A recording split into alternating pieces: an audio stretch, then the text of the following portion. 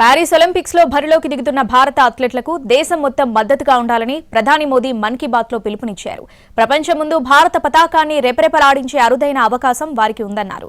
Drugs మహమ్మారిని నిర్మూలించేందుకు మానస help line వినియోగించుకోవాలని మోదీ దేశ ప్రజలను కోరారు.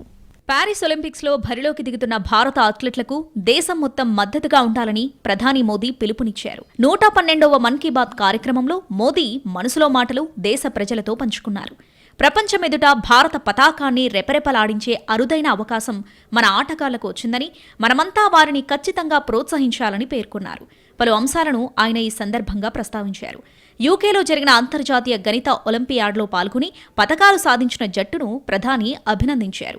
పూణేకు చెందిన ఆదిత్య వెంకట్ గణేష్, సిద్ధార్థ్ చోప్రా, ఢిల్లీకి చెందిన అర్జున్ గుప్తా, గ్రేటర్ నోయిడాకు చెందిన కనవ్ తల్వార్, ముంబైకి చెందిన రుషిల్ మాథూర్, గౌహతికి చెందిన ఆనందో బాధురితో ప్రధాని మాట్లాడారు.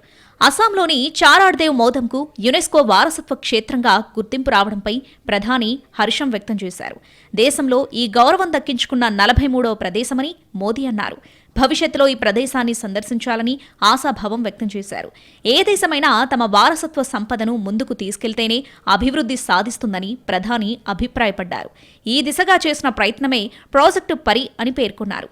కళాకృతులతో భారత్ మండపం దేశ సంస్కృతికి అద్దం పడుతుందన్నారు. హర్యానాలోని రోహతక్లో 250 మంది మహిళలు బ్లాక్ పెయింటింగ్, డైయింగ్లో శిక్షణ పొంది జీవితాలను మార్చేసుకున్నారని ప్రధాని కొనియాడారు. దేశవ్యాప్తంగా ఖద్దర్ విక్రయాలు 400 రెట్లు పెరిగి తొలిసారి 1.5 లక్షల కోట్లను దాటాయన్నారు. ఆగస్టు నెల వచ్చేస్తుందని, ఇది స్వాతంత్ర్య మాసమని, ఖాదీని కొనడానికి ఇంతకంటే మంచి అవకాశం ఏముంటుందని ప్రధాని మోదీ అన్నారు.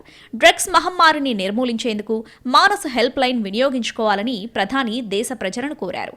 డ్రగ్స్ సరఫరా, వినియోగం గురించి సమాచారం తెలిస్తే స్థానిక పోలీసులకు సమాచారం అందజేయాలని రిక్వెస్ట్ చేశారు. భారతదేశాన్ని డ్రగ్స్ ఫ్రీ దేశంగా మార్చడంలో అందరూ పాల్గొనాలని మోదీ పిలుపునిచ్చారు.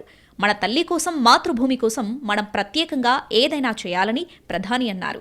దీనిని దృష్టిలో ఉంచుకుని మొక్కలు నాటే ప్రచారంలో మనమంతా భాగస్వాములు కావాలని పిలుపునిచ్చారు. ఏక్ పేడ్ మా కే నామ్ కార్యక్రమం కింద ఒకే రోజు 2 లక్షల మొక్కలను నాటి సరికొత్త అధ్యాయం సృష్టించామని మోదీ చెప్పారు.